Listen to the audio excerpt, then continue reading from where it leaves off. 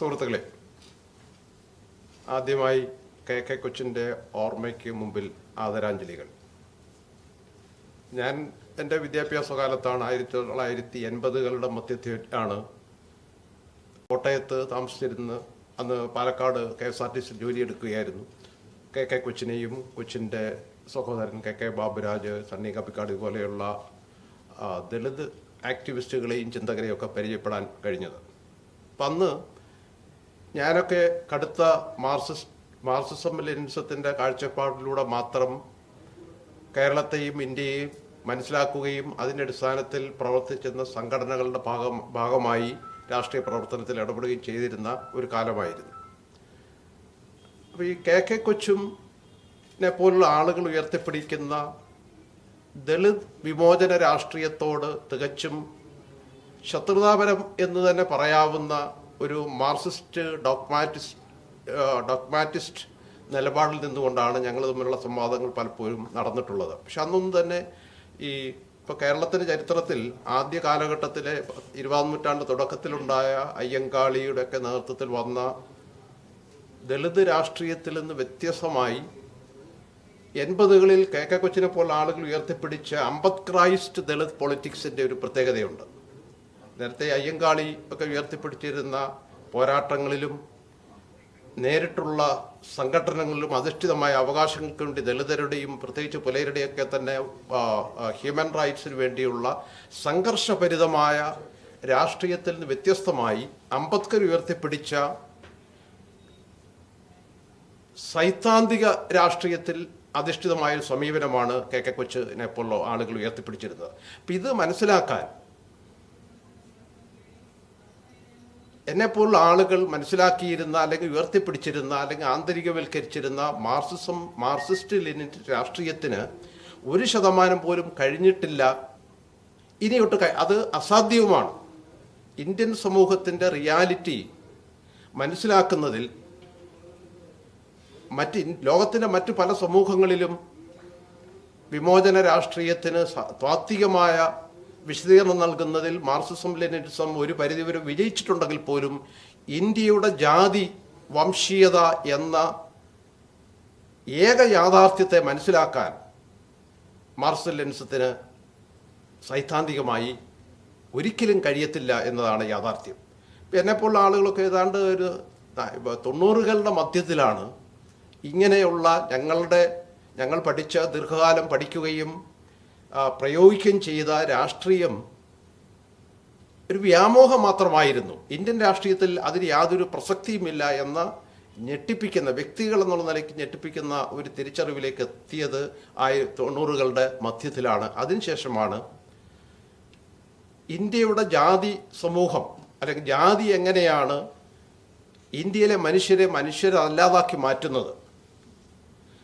Indian ജനസംഖ്യയിലെ 5-6% മാത്രം വരുന്ന ഒരു ബ്രാഹ്മണ ക്ഷത്രിയ ബനിയമാർക്ക് കഴിഞ്ഞ 3000 കൊല്ലങ്ങളായിട്ട് ഇന്ത്യയിലെ 90%-ലധികം വരുന്ന ജനവിഭാഗങ്ങളെ അടിച്ചമർത്താനും ചൂഷണം ചെയ്യാനും അപമാനവീകരിക്കാനും ഹ്യൂമിലിയേറ്റ് ചെയ്യാനും ഒക്കെ അത്ഭുതകരമായി വിജയിച്ചത് അല്ലെങ്കിൽ ഇന്നും വിജയിച്ചു കൊണ്ടിരിക്കുന്നത് എന്തുകൊണ്ടാണ് എന്ന് മനസ്സിലാക്കണമെങ്കിൽ അംബേദ്കറൈസ്ഡ് രാഷ്ട്രീയം സൂക്ഷ്മമായി പഠിക്കേണ്ടതുണ്ട് എന്ന ഒരു തിരിച്ചറിവാണ് എന്നെപ്പോലുള്ള ആളുകൾ പഴയ മാർക്സിസം ലെനിനിസം താത്വിക ഉപകരണം എന്നുള്ള നിലയ്ക്ക് സമൂഹത്തെ മനസ്സിലാക്കാനുള്ള ഒരു തിയററ്റിക്കൽ ഇൻസ്ട്രുമെൻ്റ് അല്ലെങ്കിൽ ഒരു അനലിറ്റിക്കൽ ടൂൾ എന്ന നിലയ്ക്ക് അത് ഉപേക്ഷിക്കുകയും ഇന്ത്യയിൽ മഹാത്മാ ഫൂലെ ആരംഭിച്ച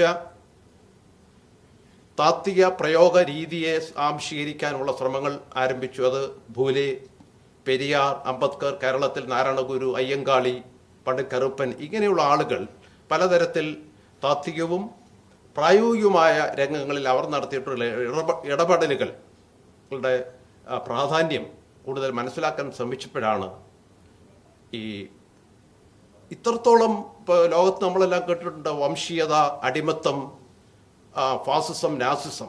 പക്ഷെ ഇതിനേക്കാളൊക്കെ അതിഭീകരമായ ഒരു വിവേചന മർദ്ദക സംവിധാനമാണ് ജാതി എന്നത്. നമുക്കറിയാം, ഇപ്പോൾ അമേരിക്കയിലെ ഈ സ്ലേവറി കറുത്തവരെ അനുഭവിച്ചിരുന്ന അതിഭീകരമായ മർദ്ദനങ്ങൾ, കറുത്തവരെ അതിഭീകരമായി സെഗ്രിഗേറ്റ് ചെയ്തിരുന്നപ്പോൾ പോലും ഈ വെള്ളക്കാരുടെ വീടുകളിൽ കുട്ടികളെ വളർത്താനായി നിയമിച്ചിരുന്നത് കറുത്ത സ്ത്രീകളെ തന്നെയായിരുന്നു. വെള്ളക്കാരുടെ വീട്ടിൽ ഭക്ഷണം പാചകം ചെയ്യാനായി നിയോഗിച്ചിരുന്ന ജോലി ചെയ്തിരുന്നത് കറുത്ത മനുഷ്യർ തന്നെയായിരുന്നു. പക്ഷേ ഈ സ്ലേവറിയിലും റേസിസത്തെ പോലും ഒരു കറുത്ത മനുഷ്യനെയോ അല്ലെങ്കിൽ നോൺ വൈറ്റ് റേസ് എന്ന് അവർ വിചാരിച്ചിരുന്ന ആളുകളുടെ ശരീരത്ത് തൊട്ടാൽ അശുദ്ധമാകുമെന്നുള്ള കൺസെപ്റ്റ് ലോകത്ത് മറ്റൊരിടത്തുമില്ല. ഇപ്പോൾ ഈ കഴിഞ്ഞ 3000 കൊല്ലത്തിനിടയ്ക്ക് നിങ്ങൾ കണ്ടിട്ടുണ്ട് ഏതെങ്കിലും ഒരു ബ്രാഹ്മണൻ്റെ അടുക്കളയിൽ പാചകം ചെയ്യുന്ന ഒരു പുലയ സ്ത്രീയെ ഈ 2025 വരെ നമ്മൾ ആരും കണ്ടിട്ടില്ല, ഇനിയോട്ട് കാണാനും പോകുന്നില്ല. അല്ലെങ്കിൽ ഏതെങ്കിലും ഒരു ബ്രാഹ്മണരുടെ കുട്ടിയെ താലോലിക്കുന്ന ഒരു കുറവ സ്ത്രീയെ ഈ 3000 കൊല്ലത്തിനടക്ക് ഇന്ത്യയുടെ ചരിത്രത്തിൽ ഒരു നിമിഷം പോലും നാം കണ്ടിട്ടില്ല. അത്രത്തോളം അതിഭീകരമായ നമ്മുടെ എല്ലാ തരത്തിലുള്ള, പ്രത്യേകിച്ചും ഈ മാർക്സിസം, ഈ മാക്സ് വെബറിനെ പോലുള്ള ആളുകൾ മുന്നോട്ട് വെച്ച സോഷ്യോളജിക്കൽ തിയറീസ്, ഇതിൻ്റെയൊക്കെ തന്നെ നിർവചനങ്ങൾക്ക് ഒക്കെ വളരെ പുറത്തു നിൽക്കുന്ന അതിസങ്കീർണമായ ഈ ഏറ്റവും നികൃഷ്ടമായ ബ്രാഹ്മണ കൗശലത്തിൽ നിന്നുണ്ടായ ഒരു സാമൂഹ്യ സംവിധാനമാണ് ഇന്ത്യയിലെ ജാതി എന്നത്. ഒരു കാര്യം കൂടി പറഞ്ഞുകൊണ്ട് ഞാൻ നിർത്താം. ഇവിടെ നേരത്തെ സംസാരിച്ച സജീവ് പറയുകയുണ്ടായി, KK കൊച്ച് ഇതിന് അർഹമായ അംഗീകാരവും പരിഗണനയും കേരളത്തിന് മുഖ്യധാരാ സമൂഹത്തിൽ ലഭിച്ചിട്ടുണ്ടോ എന്നത്. പക്ഷെ അങ്ങനെ ലഭിക്കാതിരിക്കുന്നതാണ് നല്ലതെന്നാണ് ഞാൻ വിചാരിക്കുന്നത്. കാരണം ഒരു കേരളത്തിൻ്റെ മുഖ്യധാരാ സമൂഹത്തിൻ്റെ അംഗീകാരവും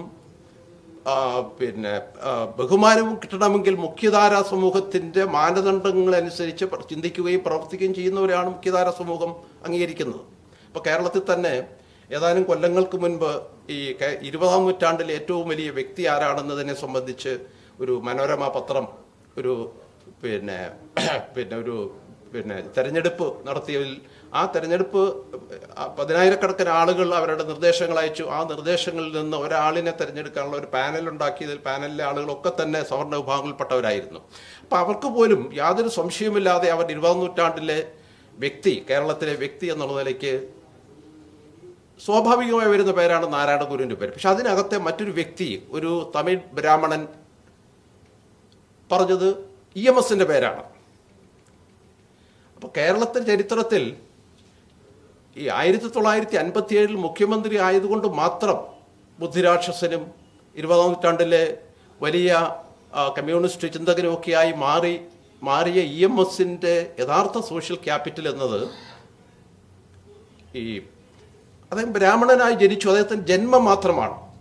അദ്ദേഹത്തെ പറ്റി ഈ അടുത്ത കാലത്ത് ചില കാര്യങ്ങൾ മനസ്സിലാക്കാൻ വേണ്ടിയപ്പോഴാണ് പുനഃപ്രവലാർ സമരത്തിൻ്റെ ഔദ്യോഗിക ചരിത്രം എഴുതിയ, അന്ന് തിരുവിതാംകൂറിലെ കമ്മ്യൂണിസ്റ്റ് പാർട്ടിയുടെ സെക്രട്ടറി ആയിരുന്ന, അന്ന് പ്രസിഡന്റ് എന്നാണ് പറഞ്ഞുകൊണ്ടിരുന്നത്, ആയിരുന്ന KS ജോർജിൻ്റെ പുസ്തകത്തിൽ വിചിത്രമായ ഒരു കാര്യം പറയുന്നുണ്ട്. ആദ്യത്തെ എഡിഷനിലെ ഒരു ചെറിയ സംശയം 71 പുസ്തകമാക്കിയപ്പോൾ ചെറിയ സംശയം എന്നുള്ള EMS എന്താണ്, പുനഃപ്രവലാറിൽ വെടിയേറ്റ് 100-കണക്കിന് ആളുകൾ വെടിയേറ്റ് പിടഞ്ഞു മരിച്ചപ്പോൾ EMSൻ്റെ പങ്ക് എന്തായിരുന്നു?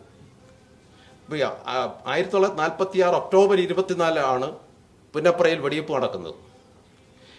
തൊട്ടടുത്ത ദിവസം ഒക്ടോബർ 25 പുന്നപ്ര തന്നെയുള്ള പാതിശ്ശേരി എന്ന സ്ഥലത്ത് യോഗക്ഷേമ സഭയുടെ, നമ്പൂതിരിമാരുടെ സഭയുടെ യോഗത്തിൽ EMS സംസാരിക്കുന്നു. അപ്പോൾ സ്വാഭാവികമായി ലോകത്ത് ഏത് മനുഷ്യനാലും തലേ ദിവസം നടന്ന വലിയ വെടിവെപ്പിൻ്റെ ചോര അടങ്ങിയിട്ടില്ല, ചോര ഉണങ്ങിയിട്ടില്ല.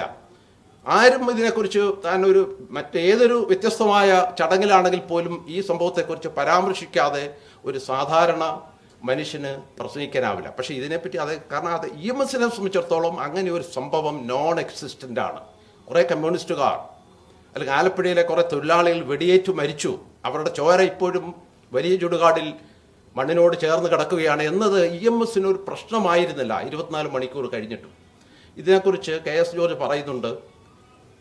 അപ്പം അങ്ങനെയുള്ള ഒരു മനുഷ്യൻ്റെ ബുദ്ധിരാക്ഷസനായി കാണുന്ന മൂല്യങ്ങൾക്കാണ് ജനസംഖ്യയിൽ നിസ്സാര ന്യൂനപക്ഷമായിട്ടും ഇന്നും മലയാളികളുടെ ഈ മൂല്യമണ്ഡലത്തെയും ആശയലോകത്തെയും ഒക്കെ ഭരിക്കുന്നത് എന്നതുകൊണ്ടാണ് ആ മൂല്യങ്ങൾക്കും ആശയങ്ങൾക്കും വിരുദ്ധമായ മൂല്യങ്ങളും ആശയങ്ങളും ഉയർത്തിപ്പിടിക്കുകയും അങ്ങനെ ചിന്തിക്കുകയും അങ്ങനെ ജീവിക്കുകയും ചെയ്തതുകൊണ്ടാണ് KK കൊച്ചിന് വേണ്ടത്ര നമ്മൾ വിചാരിക്കുന്ന പോലെയുള്ള അംഗീകാരം അല്ലെങ്കിൽ EMSന് ലഭിക്കുന്ന പോലെയുള്ള അംഗീകാരം EMSനേക്കാൾ വലിയ ചിന്തകനായിട്ട് പോലും KK കുഞ്ഞിന് ലഭിക്കാതെ പോയത്, അങ്ങനെ ലഭിക്കാതിരിക്കുന്നത് അദ്ദേഹത്തിലെ കലാപകാരിയുടെ ലക്ഷണമാണ് എന്നാണ് ഞാൻ വിചാരിക്കുന്നത്.